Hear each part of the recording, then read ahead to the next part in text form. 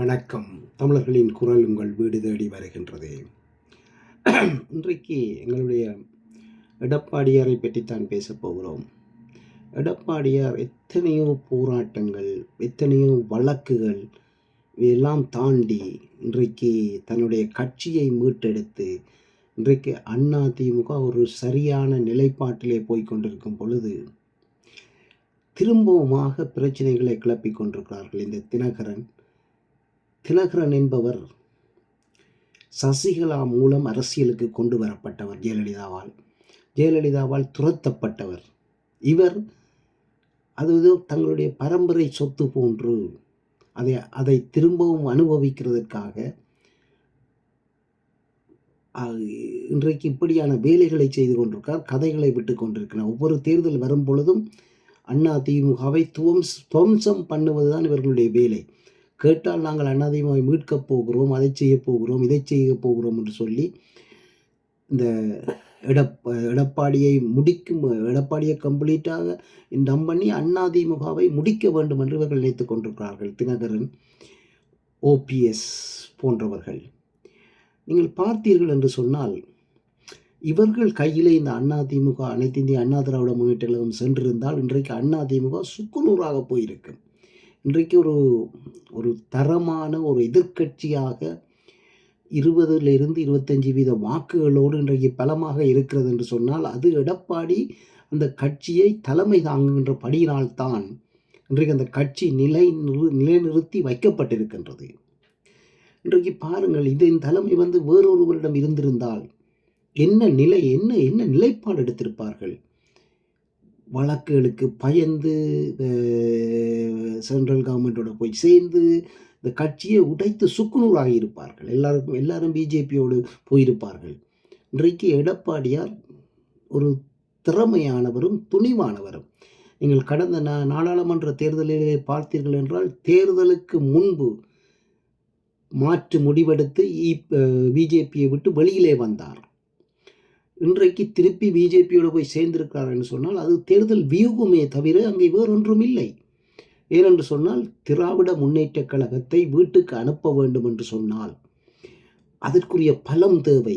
இன்றைக்கு வேறு கட்சிகள் இன்னும் வந்து சேரவில்லை என்றாலும் எடப்பாடியாரின் இந்த தைரியமான முடிவு பிஜேபியோடு சேர்ந்ததை நான் வரவேற்கிறேன். ஏனென்று சொன்னால் அது ஒரு திடகாத்திரமான ஒரு வியூகத்தை எடப்பாடியார் எடுத்திருக்கின்றார். ஆனால் இந்த எடப்பாடியாரையும் இந்த அதிமுகவை பற்றியும் குறை சொல்லி கொண்டிருக்கின்ற இந்த தினகரன், ஓபிஎஸ் போன்றவர்களை நிச்சயமாக மக்கள் இந்த முறை புறக்கணிக்க வேண்டும். போன முறை இந்த தினகரனால தான் எடப்பாடி டீம், அதாவது அதிமுக கட்சி எத்தனையோ எம்பிக்களை இழந்திருக்கிறது. ஒரு 3-4 பிரதேசங்களில், மாவட்டங்களில் எம்பியை இழந்திருக்கின்றது. இவர்கள் என்ன செய்கிறார்கள் என்று சொன்னால் தேவையில்லாத கதைகளை கதைத்து தங்களுடைய பரம்பரை சொத்து போன்று அதை அனுபவிக்க திரும்பவுமாக கங்கணம் கட்டி கொண்டிருக்கின்றார்கள். சசிகலா ஒரு அரசியல்வாதியே இல்லை. ஜெயலலிதாவிற்கு உதவியாளராக வந்தவர். பிற்காலத்திலே அங்கே பெரிய அரசியல்வாதி இல்லை. அந்த பதவியை கைப்பற்றி சொத்துக்களை கொள்ளையடித்தவர், ஒரு கொள்ளைக்காரி, ஜெயில் சென்றவர். அவருடைய குடும்பத்தை திரும்பவுமாக அரியணை ஏற்றுவதற்கு பின்னால் தெரிகிற மக்களை நினைத்து நான் வேதனைப்படுகிறேன், வெட்கப்படுகிறேன். தமிழன் என்று சொல்லிக்கொள்ள வெட்கப்படுகிறேன். தினகரன் எல்லாம் கதைக்கக்கூடிய அளவிற்கு ஒரு தகுதி உள்ளவரா? கொள்ளைக்காரன் என்று சொன்னாலே அதுக்கு மேலே சொல்லணும். வேறு ஏதாவது லண்டனிலே அவ்வளவு சொத்து எங்கிருந்து உனக்கு வந்தது? உன்னிட்ட 1000 கோடிக்கு மேலே வீடு, வாசல்கள் என்று சென்னையில் சொத்து வச்சிருக்க. எங்கிருந்து வந்த? நீ உழைச்சி சம்பாதிச்சனியா? ஓபிஎஸ் இன்றைக்கு இவ்வளவு சொத்துகளோடு இருக்கிறார். எங்கிருந்து வந்தது? எல்லாரும் நீங்கள் கொள்ளையடிச்சிருக்கிறீங்க. எடப்பாடியும் கொள்ளையடிச்சது தான், உண்மைதான். ஆனால் வாயை மூடிக்கொண்டு இருங்கோ. உங்களுடைய கட்சி, உங்களை வளர்த்த கட்சி, உங்களுக்கு இவ்வளவு உழைச்சி தந்த கட்சி, அது நாசமாக போகிறதுக்கே நீங்கள் இவ்வளவு வார்த்தைகளை விடுறீங்க. இன்றைக்கு அதுவும் இல்லாமல் போச்சுதுன்னு சொன்னால் இன்றைக்கு டெமோக்ராட்டிக், அதாவது ஜனநாயகம் என்றது தமிழ்நாட்டில் இருக்குமா? திராவிட முன்னேற்ற கழகம் எல்லாத்தையும் அழித்து சுக்குநூறாக்கி இருக்கு. ஏன்னா திராவிட முன்னேற்ற கழகத்தின் கொள்கையை யாரும் விரும்ப மாட்டார்கள்.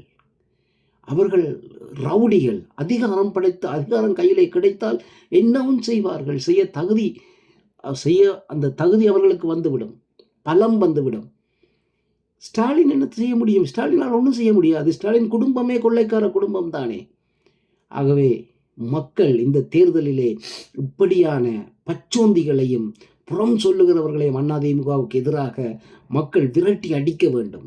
இவர்களை அரசியலிலிருந்து மக்களுக்காக இவர்கள் ஒன்றும் செய்ய போறதில்லை. சும்மா கதைச்சு போட்டு தங்களுக்கு சொத்து, தங்களுக்கு எங்கேயாவது காசு வருமான்னு பார்க்கிறார்களே தவிர ஒன்றும் நடக்க போற இல்லை. ஸோ மக்கள் திடமான முடிவெடுத்து இவர்களை துரத்த வேண்டும். இவர்கள் தங்களுடைய குடும்பத்தையும் தங்களுடைய வெல்த்தையும் கூட்டுறார்களே தவிர மக்களுக்காக இந்த தினகரனோ ஓபிஎஸோ எதுவும் செய்ய போவதில்லை. மக்கள் ஒரு முடிவெடுத்து இதிலிருந்து துரத்த வேண்டும். அடுத்ததாக இந்த டிவிகே விஜயினுடைய கட்சியில் இருக்கிற இளைஞர்களை பற்றி தற்குறி கூட்டமாண்டெல்லாம் பேசியிருக்கிறார்கள், பேசிக்கொண்டிருக்கிறார்கள். இவர்களை நான் கேட்கிறேன், விஜய்க்கு இருக்கிற ஆதரவு முதல் விளங்கிக் கொள்ளுங்கள். தற்குறி கூட்டம் அந்த கூட்டம் என்று சொல்வதை விட அவர்கள் இப்போதான் கட்சி ஆரம்பித்திருக்கிறார்கள். அவருடைய ஆதரவாளர்கள் திரும்பி வருவார்கள். ஸோ நீங்கள் அவர்களுக்கு அப்படியெல்லாம் புறம் சொல்ல தேவையில்லை என்பதை நான் இந்த தருணத்திலே சொல்லிக் கொள்ளுகிறேன். மற்றது எடப்பாடி அடுத்த முதலமைச்சர் என்பதில் இந்த ஐயப்பாடும் இல்லை. அதற்குரிய வேலை திட்டங்கள் எல்லாம் நடந்திருக்கின்றது. இன்றைக்கு அங்கே அதிமுகவினர் அந்த விழாவிலே போய் வேண்டியிருக்கின்றார்கள். ஸோ நாங்கள் அடுத்த தேர்தலிலே எடப்பாடியாரை முதலமைச்சராக்குவதற்குரிய வேலை திட்டங்களை செய்வோம்.